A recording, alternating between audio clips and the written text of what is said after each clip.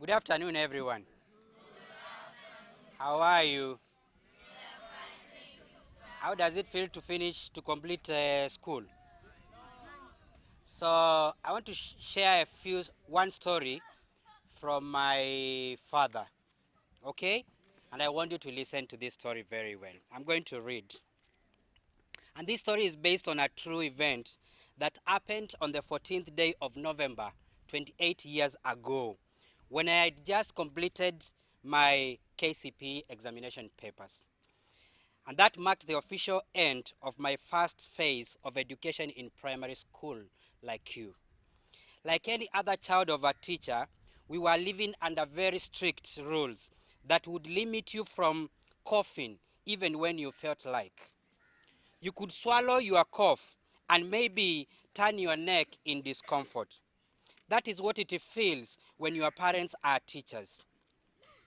This time, not only teachers, but your teachers in school.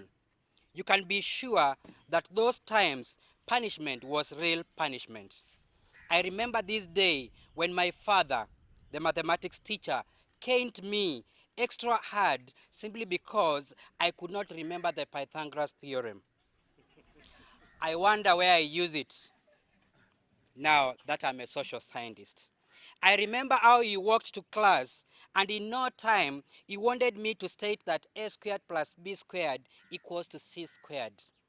Forgive my innocence, but truth be told, I had been studying agriculture, notebook. How was I meant to remember or to switch my brain that fast and think mathematically? Anyway, on the 14th of November that year, I had just completed that last paper of the exam and it was time to refresh. With my friends, of course boys, because those times you were not allowed to have a girlfriend, I actually remember the first love letter I wrote to this beautiful girl called Mbide that fell into my mother's eyes. I got a dog beating, and I still never understand why she did that, yet I was discovering myself. So with my friends, we decided to go hiking, which sounded like a cool idea having been in school for 11 solid years. The nearby hill was a great choice as we walked up and having glimpses of the view of the flat terrain behind us. It felt like goosebumps were suddenly over. Time flew very fast, and evening approached faster than the other days. Climbing down the hill felt like climbing up, and thus, by the time we were at the foot of it, darkness was almost setting in. As we walked past our village market, I spotted a perfume bottle in one of the dust pits. It smelled like bee, and out of innocence, I sprayed myself. By this time, darkness had set in, and I hurriedly got home only to find my father in his proverbial seat. As I entered our tiny house, I knew hell had already broken loose. The eyes I met from my mother, my father, and my siblings could easily tell me that I had missed dinner, and most likely I would have spent the night in the cold nursing a dog beating. Where have you been? Was the first question from my father. I couldn't even utter a word, since I knew that was what was next. The hard slap that I got tore my eardrums, and it sent me packing in the farthest corner of our house. And in no time, I was on the next question. Who was the woman that you were with? Remember, I had perfume in me? This one I could answer since I had not even met a single woman, and least did I connect with the perfume smell which I had. Remember, I was so innocent. Remember, the only woman I had thought of was Mbide, whose letter she never got to read. My father had assumed that I had been with the woman who in return sprayed her perfume on me. As I narrated how I found the perfume bottle, I remember very well that the short sentences I was given could hardly be complete from the beating of a teacher who turned to be a father. After some intervention from my mother, and that's why mothers are always there for us, I was asked to go and bring the perfume bottle to confirm my story. I remember walking in darkness, fearing the darkness itself, at the same time nursing my beating. Luckily, I had dropped the bottle next to a fence post, and though I could not see it, I managed to pick it. Getting back into the house 30 minutes later with the bottle got my father in surprise, now that he had landed on me properly. I bet if it were you, the children of today, you would have already called 116 for the Childline Rescue Services. This is a story I have kept all these years. And I thought that today, as my son and my sons and daughters here complete school, it was good for me to create an opposite of that narrative. And that is why I brought these sodas to you people today. This is how life has changed. Generational transformation and the inclusion of children's rights. I had to pick you people. I had to come and buy you a soda just to confirm to you people that you are now through with your phase 1 of schooling. As you complete your primary schooling today, you had the dream of Kenya's Vision 2030. Have you ever heard of Vision 2030? Most of you will be 26 years by 2030. And the truth is that you are the future Kenya has today. It is important to note that in the year 2030, the world will be totally a different place to be. The advancements that we'll see in the transport sector, both rails, air, and road, will be almost triple what we have today.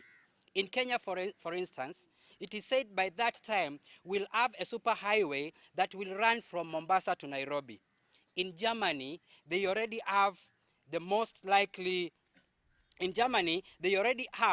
most likely a cars that run on electric fields. Such cars will not consume fuel, neither will they pollute the air, leave alone noise. In the year 2030, the advancement of technology in medicine, agriculture, and other fields will be so advanced that at the touch of a button, most likely you will have all your body vitals taken. Food will most likely grow inside our living rooms, and robots will be cooking. In Europe today, they have pestless crops growing under shade nets and other technologies. In Dubai, a land that is 100% desert, they feed themselves and import very little in terms of food stuff.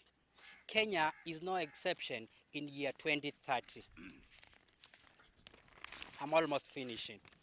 The building industry will most likely have architecture like never before.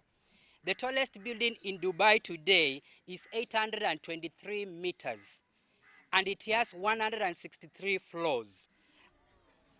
I have actually been there, and it takes less than 15 minutes to get up to the last floor where you can view the whole of Dubai city.